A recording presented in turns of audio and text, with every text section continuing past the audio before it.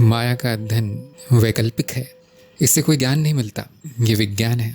फिर भी इस जीव के लिए उपयोगी है, जीवन के लिए उपयोगी है, विकास क्रम तेज करने के लिए उपयोगी है। जिसके मन में बहुत सारे प्रश्न है, जो जिज्ञासु है, उसके लिए रुचिपूर्ण है। और माया के अध्ययन से तंत्र ज्ञान, प्रौद्योगिकी, विज्ञान आदि की प्रगति होती है, और जिसकी वजह से ये मनुष्य का जीवन सुखी, समृद्ध और कष्टहीन हो जाता है। भले ही मिथ्या है, लेकिन हम अच्छी मिथ्या चाहते हैं। ये इस जीव का स्वभाव है, सुख चाहता है, और उसमें माया ही काम आती है। तो जैसा कि सभी जानते हैं कि ज्ञान के साधन दो ही हैं, अपरोक्ष अनुभव और तर्क। और माया के ज्ञान के लिए भी यही दोनों उपयोग में आएंगे। किसी के कहने से, कहीं पढ़ने से ज्ञान नहीं होगा, माया का भी नहीं होगा। हमने देखा कि अनुभव 3 प्रकारों में मिलता है इस श्लोक में, जगत, शरीर और मन। किंतु फिर हमने देखा कि सभी मानसिक ही अनुभव है, एक ही प्रकार का अनुभव है। जो भी प्रतीत होता है वो अनुभव है। माया परिवर्तनशील है, ये भी हमने देखा। परिवर्तन नहीं तो कोई अनुभव नहीं होगा। और भी कई बातें अपरोक्ष अनुभव से जानी जा सकती है, जैसे कि माया में पुनरावृत्ति देखी जाती है, अर्थात दोहराव। एक ही घटना बार बार दोहराती है, एक ही रचना बार बार दोहराती है, एक इकाई दोहराती है और संपूर्ण माया बनाती है। जैसे एक पेड़ केवल पत्तों का दोहराव है, जैसे पेड़ की डालें एक ही तरह का दोहराव है, एक की दो बढ़ती जाती हैं, और संपूर्ण जंगल पेड़ों का दोहराव है। इसी प्रकार मनुष्य का शरीर कोशिकाएं हैं, उन्हीं की प्रतिकृतियां हैं सारी, वही होता रहता है माया में। और इसीलिए भी हम इसे नियमित कह देते हैं, क्योंकि हर बार वही होता है।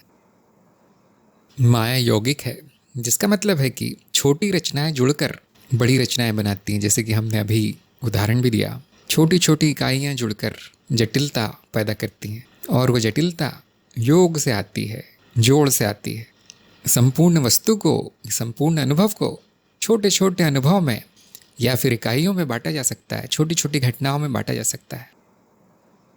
और इन उदाहरणों से एक और बात सामने आती है कि माया चक्रीय है, अर्थात वही घटनाएं समय में भी दोहराती है। जैसे रात और दिन का होना, मौसम बदलना, जन्म मृत्यु, सुख दुख आदि आदि चक्रों में चलता है। सारा अनुभव एक चक्र की भांति है, क्योंकि दोहराव है तो चक्रीय होना स्वाभाविक है। एक और गुण माया में दिखाई देता है वो द्वैत का। द्वैत अर्थात परस्पर विरोधी घटनाओं का होना, परस्पर विरोधी अनुभव प्रतीत होना। और जैसे कि हमने उदाहरण भी लिए, रात और दिन, ये चक्र ऐसा होता है कि जो एक समय है उसका ठीक उल्टा दूसरे समय दिखाई पड़ता है। रात का उल्टा दिन, सुख का उल्टा दुख, स्वास्थ्य का उल्टा रोग, यौवन का उल्टा बुढ़ापा, मृत्यु का उल्टा जन्म, ठंड का उल्टा गर्मी, बारिश का उल्टा सूखा। इस प्रकार सभी अनुभव द्वैत हैं, और ये द्वैत एक दिशा से दूसरी दिशा की तरफ झूलता रहता है चक्र में। महत्वपूर्ण बात यह है कि माया पदार्थ रहित है, इसका कोई पदार्थ नहीं है, किसी चीज की बनी नहीं है, शून्यता है। और द्वैत की सबसे बड़ी घटना जो होती है माया में, वो है रचना और विनाश। रचना तब कही जाती है जब वो सरल से जटिल हो जाए, जब अनुभव सरल से जटिल हो जाए। और विनाश तब कहा जाता है जब जटिल से सरल हो जाए, यौगिक से वियोगिक हो जाए, या वहाँ कुछ होना बंद हो जाए, तो उसे हम विनाश कहते हैं। और ये भी चक्रीय है, रचना के बाद विनाश होता है, और जो विनाश के बाद बचता है उसी से रचना भी होती है। जैसे बरसात में घास उगती है और गर्मी में सूख जाती है, और अगली बार उसी सूखी हुई घास से जो खाद बन गई है नई घास उगती है। वही दोहराता रहता है, लौट कर आता रहता है। लेकिन ध्यान से देखा जाए तो न रचना है न विनाश है, केवल परिवर्तन मात्र है। यदि कोई ऐसा परिवर्तन दिख जाए जो जीव के लिए उपयोगी हो तो उसे वो रचना कह देता है, और यदि परिवर्तन ऐसा हो जो जीव के लिए हानिकारक हो, उपयोगी ना हो, तो उसे विनाश कह देता है। अस्तित्व के दृष्टिकोण से केवल परिवर्तन हुआ है। जैसे बिखरी हुई मिट्टी से घड़ा बन जाए तो उसे रचना कह दिया जाता है, और यदि घड़ा टूट के बिखर जाए विनाश कह दिया जाता है। जबकि हम गेहूं से आटा पीस रहे हो तो उसे विनाश नहीं कहा जाता, उसे भी रचना ही कहा जाता है। जबकि यहाँ पर भी गेहूं टूट कर बारीक कणों में बदल रहा है। और वैसे ही बादलों से जब पानी गिर जाता है तो उसे बादलों का विनाश नहीं कहेंगे, वृष्टि की रचना कहेंगे। तो ये हमारा एक दृष्टिकोण है जो उस पर आरोपित है, परिवर्तन पर, जिससे कि रचना और विनाश दिखाई देते हैं। ध्यान से देखें तो केवल नश्वरता है, सभी चीज़ें बदल जाती है। यही नियम है माया का, नश्वरता। इतने अप्रोक्ष अनुभव से हम इस स्थिति पर पहुंच सकते हैं कि अब एक माया का प्रतिरूप बना सकते हैं, मॉडल बना सकते हैं उसका अध्ययन करने के लिए। और ये प्रतिरूप परिवर्तन पर आधारित होना चाहिए। यदि उस प्रतिरूप में परिवर्तन ना हो तो वो माया की व्याख्या नहीं कर सकता, और वो प्रतिरूप अप्रोक्ष अनुभव द्वारा सत्यापित होना चाहिए। अर्थात हमने अभी अभी जो गुण देखे माया में, चक्रीय, द्वैत, विनाश आदि, वो सारे उस प्रतिरूप के द्वारा समझने योग्य होना चाहिए। इसी प्रकार माया का प्रतिरूप कलनीय होना चाहिए, जिसका अर्थ है कि सरल नियमों के द्वारा हम ये अनुमान लगा पाए कि आगे आने वाली घटना क्या हो सकती है। ये विज्ञान में बहुत महत्वपूर्ण है। नियमों से भविष्य का अनुमान लगाया जा सकता है, तो वो प्रतिरूप कलनीय होना चाहिए। गणित के द्वारा जाना जाने वाला कलनीय कहलाता है। छोटे छोटे नियमों की श्रृंखला से परिवर्तन का परिणाम जाना जा सकता है, यह है कलनीयता। इस प्रकार ऐसा प्रतिरूप केवल परिवर्तन और नियम जाने जाने पर संपूर्ण अनुभव की व्याख्या कर सकता है, संपूर्ण अनुभव निर्माण हो सकता है। केवल दो बातें हैं इसमें, परिवर्तन और सरल नियम। इन्हीं का जोड़ भाग, इन्हीं का गुणा करके कितना भी जटिल अनुभव बताया जा सकता है, समझाया जा सकता है, और उसका अनुमान लगाया जा सकता है, उसके बारे में भविष्यवाणी की जा सकती है। जब ये हो जाए तो हम ये कहते हैं कि प्रतिरूप सफल है। और कोई प्रतिरूप ऐसा ना कर पाए तो हम कहते हैं वो असफल हो गया, वो सिद्धांत असफल हो गया। तो ये प्रतिरूप बदलते रहते हैं, सिद्धांत बदलते रहते हैं, और वो प्रतिरूप जो अधिक से अधिक माया की व्याख्या कर सके, समझा सके, उसको सफल मान लिया जाता है विज्ञान में। कोई भी प्रतिरूप पूरी तरह से व्याख्या नहीं कर पाता, ये भी देखा गया है। तो हमें कहीं ना कहीं संतुष्ट होना पड़ता है, काम चलाना पड़ता है। कलनीय अनुभव वो हैं जो नियमबद्ध होते हैं, और वो नियमबद्ध होने के कारण गणित के अंतर्गत आ सकते हैं। उनकी गणना की जा सकती है, उनकी कल्पना की जा सकती है, बताया जा सकता है कि आगे क्या होने वाला है, अगला अनुभव क्या होगा। तो क्योंकि हमारा मॉडल कलनीय है, इसलिए सभी अनुभव गणित के द्वारा समझाए जा सकते हैं। तो ये विज्ञान का बहुत कठिन लगने वाला प्रश्न यहाँ पर हल हो जाता है आसानी से कि अनुभव गणितीय क्यों है, गणित क्यों उसकी व्याख्या कर देता है अनुभव की। क्योंकि माया कलनीय है, और हमारा प्रतिरूप इस काबिल होना चाहिए कि वो भी गणित द्वारा बता पाए कि ये अनुभव क्या है। जहाँ भी नियमितता दिखती है वहाँ कलनीयता आ जाती है, और ये नियम बड़े छोटे छोटे होते हैं, आपस में जुड़कर उनकी श्रृंखला बनकर कभी कभी जटिल भी हो जाते हैं। तो प्रतिरूप बनाने का एक कार्य है कि सरलता ढूंढना, इकाई ढूंढना, सरलतम व्याख्या और सरलतम नियम जानने का प्रयास करना, और फिर उनको आपस में जोड़कर उनका विभिन्न तरीके से मिश्रण करके आप संपूर्ण अनुभव बता सकते हैं कि वो क्या है। तो परिवर्तन से शुरू करते हैं। सरलतम परिवर्तन क्या है? तो आप सभी जानते हैं परिवर्तन वो है जहाँ एक अवस्था दूसरी अवस्था में बदल जाती है। अवस्था कुछ भी हो सकती है, जैसे दिन और रात, अमीरी और गरीबी, सुख और दुख, छोटा और बड़ा। तो हम इन अवस्थाओं को चिन्हों से दर्शा सकते हैं, वो चिन्ह किसी भी घटना को दिखा सकते हैं। तो यदि एक अवस्था स्वयं उसी अवस्था में बदल जाती है तो उसे परिवर्तन नहीं कहेंगे, वहाँ कुछ बदला नहीं। और यदि एक अवस्था 3-4 बार बदल के कुछ और हो जाती है तो उसे सरल परिवर्तन नहीं कहेंगे। तो एक अवस्था का परिवर्तन अर्थहीन है, वो कई परिवर्तन जटिलता बताते हैं। तो सरलता केवल 2 अवस्थाओं की है, न्यूनतम 2 अवस्थाएं आवश्यक है परिवर्तन होने के लिए, यही सरलतम परिवर्तन है। तो पहले का दूसरे में, दूसरे का पहले में, या पहले का दूसरे में और दूसरे का तीसरे में, इन दोनों परिवर्तनों को बांटा जा सकता है 2 सरल परिवर्तनों में। पहला परिवर्तन एक अवस्था का दूसरे में बदलना, ये द्वैत परिवर्तन है, और उसी अवस्था का पहली में बदलना फिर से द्वैत परिवर्तन है। इसी प्रकार पहली अवस्था का दूसरे में बदलना द्वैत परिवर्तन है, और दूसरी का तीसरी में बदलना भी द्वैत परिवर्तन है। तो इस तरह से उनको छोटे छोटे भागों में बांटा जा सकता है घटनाओं को, और अंत में यही जाना जाता है कि सबसे सरलतम परिवर्तन द्वैत ही हो सकता है, एक का दूसरी अवस्था में बदलना। इस परिवर्तन को हमने नाम दिया है नाद। नाद का अर्थ है 2 अवस्थाओं में परिवर्तन, जो सरलतम परिवर्तन है। नाद द्वैत परिवर्तन है और नाद चक्रीय है, अर्थात वापस उसी अवस्था पे आ जाता है जहाँ से शुरू हुआ है, घूम कर। यदि कुछ ऊपर जाता है तो नीचे आता है, कुछ नीचे आता है तो ऊपर जाता है, एक स्थिति से दूसरी और दूसरी से पहली। इस प्रकार के परिवर्तन को हम कहेंगे नाद।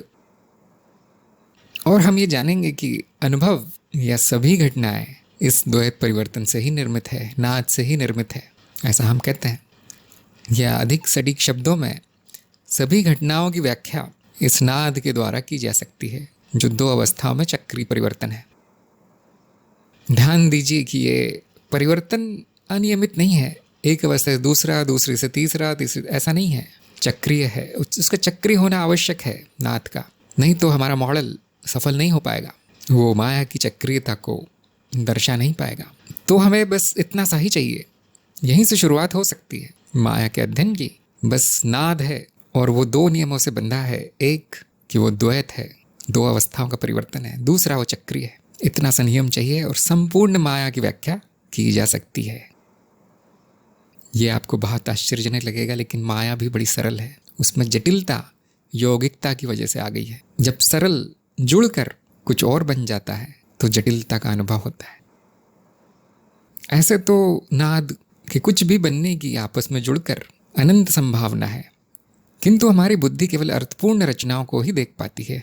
इस माया में निरर्थक जो है उसे हम अनुभव भी नहीं कहते और वो इंद्रियां पकड़ भी नहीं पाती और बुद्धि के परे होता है। तो जो सरल नाद से मिलकर जटिल परिवर्तन बनता है और जो अर्थपूर्ण भी होता है, उसे हम नाम देंगे नाद रचना। उसी को रचना कहा जाएगा, नाद के द्वारा बनी हुई रचना जो अर्थपूर्ण है। और इन नाद रचनाओं के अनंत प्रकार संभव है, क्योंकि नाद का मिश्रण अनंत प्रकार से किया जा सकता है, जो कि हम आगे देखेंगे। इंद्रियां इन्हीं नाद रचनाओं से प्रतिक्रिया करती है और उसको परिवर्तित कर देती है। सीमित तो करती है, उसका प्रारूप बदल देती है। जैसे कि सभी जानते होंगे कि आँखों से प्रकाश को बिजली की तरंगों में परिवर्तित कर दिया जाता है, इसी तरह कान ध्वनि को बिजली में परिवर्तित करते हैं। तो जब विभिन्न तरह के नाद या रचनाएं विभिन्न तरह की इंद्रियों से प्रतिक्रिया करते हैं, सभी एक तरह के नाद में परिवर्तित हो जाते हैं। हम ये भी कह सकते हैं कि इंद्रिया नाद का व्यवस्थापन करती है, उसमें से जो अर्थहीन है वो निकाल देती है, उसमें से जो अनावश्यक है वो निकाल दिया जाता है और उसका एक प्रतिनिधि नाद तैयार किया जाता है और उसी का अनुभव होता है। अनुभव होने से पहले ये नाद का परिवर्तित रूप प्रारूप स्मृति में संचित होता है, स्मृति में संचित होने के बाद स्मृति का अनुभव होता है। इस प्रकार सभी अनुभव स्मृति के हैं। यदि ये परिवर्तित रूप नाद का स्मृति में संचित ना हो तो न परिवर्तन पता चलेगा, न वो क्या है वो पता चलेगा, न उसकी व्याख्या कर पाएंगे कि इसका नाम क्या है, इसका उपयोग क्या है। जीव के लिए संभव नहीं होगा। इसीलिए न नाद का अनुभव होता है, न उसके परिवर्तित रूप का अनुभव होता है। स्मृति में जो संचित हो गया उसका अनुभव होता है, और जो स्मृति में संचित हो गया और उनके परस्पर संबंध बन गए, उसी को हमने ज्ञान कहा है। इस प्रकार यहाँ पर ज्ञान और अनुभव पर्यायवाची हो गए। और बहुत से लोग ऐसा कहते भी हैं कि मुझे ज्ञान हो रहा है, सामने क्या वस्तु रखी है। हो तो रहा है अनुभव, किंतु उस वस्तु का ज्ञान भी हो रहा है साथ में। इसे हम कहते हैं बोध होना, जान लेना कि वो क्या है जो अनुभव के रूप में प्रकट है। ये स्मृति द्वारा ही संभव है। नाद तो आकर चला जाएगा, तेजी से बदल जाएगा, किंतु स्मृति में संचय होने के बाद ही उसका अर्थ पता चलता है कि वो है क्या। इसलिए सभी अनुभव स्मृति के अनुभव है, स्मृति के माध्यम से ही होते हैं और कोई अनुभव नहीं होता। जैसे कि मैंने कहा, अनंत प्रकार का नाद संभव है। ये क्यों है? क्योंकि हमने तो कहा है कि नाद तो केवल दो अवस्थाओं का परिवर्तन है, तो उतना ही होना चाहिए। लेकिन ध्यान दीजिए, यह अवस्थाएं समय में बदलती है और एक समय की इकाई में वो कितनी बार अवस्था बदलता है, उससे नाद में भिन्नता आ सकती है। कोई नाद जल्दी जल्दी बदल सकता है, कोई नाद धीरे धीरे बदलेगा। वो दो ही अवस्थाओं में, किंतु कोई तेज है, कोई धीरे है। तो कितना तेज बदलता है वो नापा जा सकता है। वो संख्या आवृत्ति कहलाती है। आवृत्ति अर्थात इस नाद की गति। इसकी गति क्या है बदलने की? तो हो सकता है कोई नाद एक समय में, एक क्षण में 10 बार बदल जाए, और कोई और नाद एक क्षण में 100 बार बदल जाए, कोई 1,00,000 बार बदल जाए। इस प्रकार अनंत तरह की आवृत्तियां हो सकती है, शून्य से लेकर अनंत। इस प्रकार अनंत तरह का नाद हो सकता है, बहुत आसान है। और दूसरी चीज़ है यहाँ पर कि वो नाद कितना अधिक बदलता है मात्रा। मात्रा परिवर्तन का नाप है। यदि कोई चीज़ गर्म हो रही है तो वो 20 डिग्री भी हो सकती है, 40 डिग्री भी हो सकती है और 100 डिग्री भी हो सकती है, तो हम कहेंगे उसमें मात्रा अधिक है। और इसी प्रकार कितनी भी ठंडी हो सकती है। हो रहा है परिवर्तन दो अवस्थाओं में ही, ठंडे और गर्म में ही, लेकिन उसकी मात्रा कुछ भी हो सकती है। आप ये अब अनुमान लगा सकते हैं कि मात्राएं भी अनंत है, 0.01, 0.02, इस प्रकार उनकी कोई सीमा नहीं है कितनी मात्रा में कोई परिवर्तन हो सकता है। लेकिन हाँ, नाद में हमेशा दो ही अवस्थाओं में होगा, लेकिन कितना होगा इसकी कोई सीमा नहीं है, उसको हम कहते हैं मात्रा। इस प्रकार नाद आवृत्ति और मात्रा के कारण असीमित है और अनंत है, और इन दोनों का अगर मिश्रण विभिन्न तरीक़ों से किया जाए, विभिन्न आवृत्तियों का, विभिन्न मात्राओं का, तो कोई भी नाद रचना प्रकट हो सकती है। ये अनंत प्रकार के अनुभवों की व्याख्या है। क्योंकि नाद चक्रीय है तो माया में चक्रीयता की व्याख्या है। क्योंकि नाद द्वैत है तो माया में द्वैत समझाया जा सकता है। क्योंकि नाद रचनाएं जटिल हो सकती है, रचना समझाई जा सकती है कि रचना कैसे होती है। और क्योंकि नाद रचनाएं सरल भी हो सकती है, वापस छोटे नादों में बदल सकती है, तो विनाश भी समझाया जा सकता है। और एक नाद रचना दूसरे से जुड़कर एक जटिल नाद रचना भी बना सकती है, और ऐसी असंख्य नाद रचनाएं मिलकर बहुत जटिल अनुभव बना सकती है। तो माया में पाई जाने वाली यौगिकता को भी समझाया जा सकता है। क्योंकि नाद परिवर्तन है तो परिवर्तन या नश्वरता भी समझाई जा सकती है। और नाद क्योंकि बार बार उसी अवस्था में वापस आ जाता है तो पुनरावृत्ति भी समझाई जा सकती है, दोहराव भी समझाया जा सकता है। इस प्रकार ये नाद का मॉडल संपूर्ण माया की व्याख्या है, दो नियमों से, केवल दो नियमों से। इससे सुंदर कुछ नहीं है, इससे अच्छा विज्ञान इस सृष्टि में नहीं है। हम कुछ उदाहरण देखेंगे। उससे पहले एक प्रश्न आता है कि अनुभव में आवृत्ति का पता कैसे करें। यदि कोई जटिल नाद रचना है तो किन आवृत्तियों से मिलकर बनी है वो, उसको सरल नाद में वापस कैसे तोड़ा जाए कि वो किन सरल नाद से बनी है। उसके लिए हम गणित की सहायता लेते हैं। और कोई नया आपको विज्ञान तैयार नहीं करना है, नई खोज नहीं करनी है, सब हो चुका है। इसको हम कहते हैं फॉरियर विश्लेषण। जो विज्ञान के छात्र हैं उनको पता होगा, जो इंजीनियरिंग आदि के छात्र हैं उनको इस तरह के विस्तारित ज्ञान होंगे कि नाद रचनाओं में कौन सी आवृत्तियाँ निहित है, वो इसके द्वारा जाना जा सकता है। और कौन सी आवृत्तियाँ मिलाने से किस प्रकार की नाद रचना बनेगी, ये भी जाना जा सकता है। आपके सामने गणित के सूत्र लिख दिए हैं, जिनको रुचि है वो इसका अध्ययन कर सकते हैं। ये हमारे ज्ञान मार्ग में हम इतने विस्तार में नहीं जाते, मूलभूत ज्ञान बस काफ़ी है यहाँ पर, बाकी सारा जाना जा चुका है। तो गणित के द्वारा विश्लेषण भी किया जा सकता है और अनुमान भी लगाया जा सकता है कि कौन सी आवृत्तियाँ मिलाने से क्या नाद रचना बनेगी। इसके भी उदाहरण हम देखते हैं। तो ऐसा नहीं है कि हमारा प्रारूप कुछ अनजाना सा है, जाना पहचाना और सदियों से उपयोग किया गया है। मनुष्य के पतन के कारण ये विज्ञान भी खो गया है, धीरे धीरे वापस आ रहा है। कुछ प्रश्न उठते हैं नाद के संबंध में कि यदि सब कुछ शून्य है तो फिर परिवर्तन क्या हो रहा है। तो ध्यान दीजिए, केवल संभावना मात्र है परिवर्तन की, परिवर्तन नहीं है। जो नाद है वो संभावित नाद है, इसलिए वहाँ पे कुछ पदार्थ नहीं है जिसमें कि परिवर्तन हो रहा है। जैसे पानी में परिवर्तन होता है तो लहरें बनती है, हवा में परिवर्तन होता है तो ध्वनि बनती है, आकाश में परिवर्तन होता है तो प्रकाश बनता है। किंतु नाद किसी भी प्रकार के पदार्थ में परिवर्तन नहीं है, केवल परिवर्तन की संभावना है। ये भी जाना जा चुका है, लेकिन विज्ञान का बड़ा उन्नत विषय है। जिनको रुचि है वो आगे अध्ययन कर सकते हैं। दूसरा प्रश्न आता है कि नाद कहाँ होता है। तो इसका उत्तर बड़ा आसान है कि अस्तित्व में ही होगा, और कहाँ होगा। कोई स्थान नहीं है जहाँ पर नाद होता है, क्योंकि पदार्थ तो है नहीं। तो हम इसको कह देते हैं अस्तित्व का नाद। अस्तित्व में ही निहित है नाद, क्योंकि अस्तित्व में अनंत संभावना है और वो संभावना नाद के द्वारा प्रकट होती है। सबसे पहले सबसे सरल संभावना प्रकट होती है जो कि नाद स्वयं है। इसलिए इसको हम ब्रह्मनाद भी कहते हैं, क्योंकि अस्तित्व का पुराना नाम ब्रह्म है, ब्रह्मन। तो अस्तित्व की विशेषता है, आप कह सकते हैं। नाद किसी स्थान पर प्रकट नहीं होता, किसी काल में प्रकट नहीं होता। नाद के कारण स्थान है, नाद के कारण काल है, नाद मूलभूत है। एक और प्रश्न आ सकता है कि सभी वस्तुएं नाद से बनी हैं, सभी अनुभव, तो उसमें नाद क्यों नहीं दिखता। तो ध्यान दीजिए, हमें नाद का अनुभव नहीं हो सकता। नाद तो एक परिकल्पना मात्र है। हमें तन्मात्राओं का अनुभव होता है। जो स्मृति में छपा है वो दिखाई पड़ता है, वो पूरी तरह मनगढ़ंत है। इसे हम चित्त निर्मित भी कहते हैं। उसमें नाद नहीं दिखता, नाद का परिणाम दिखता है। नाद स्वयं पराभौतिक परमांसिक है, सैद्धांतिक है। एक और प्रश्न आता है कि परिवर्तन फिर नियमित क्यों है? यदि एक गेंद ऊपर फेंकी जाए तो वो नीचे क्यों आती है, कहीं और क्यों नहीं चली जाती? या गुलाब के पौधे पे गुलाब के ही फूल क्यों आते हैं, गोभी के फूल क्यों नहीं आते?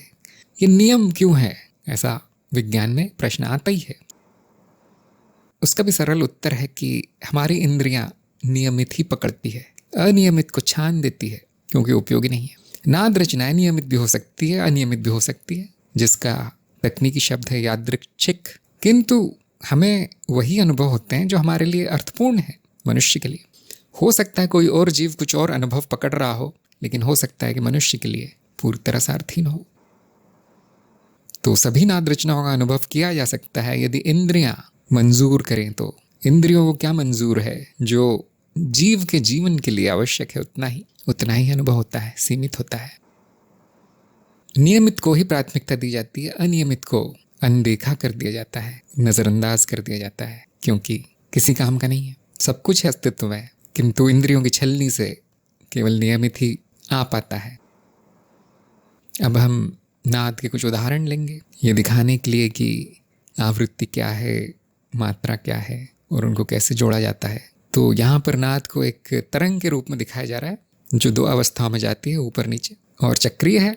जैसे कि सभी जानते हैं कि ये द्विजात्मक है, गणित का शब्द है, और इसे एक वृत्त पर चलकर बनाया जा सकता है। वृत्ति दोहराती है और ये नाद का सही प्रतिनिधित्व करती है, नाद को संतोषजनक रूप से दर्शाती है। केवल चित्र है, नाद ऐसा नहीं दिखाई देता, नाद दिखाई ही नहीं देता।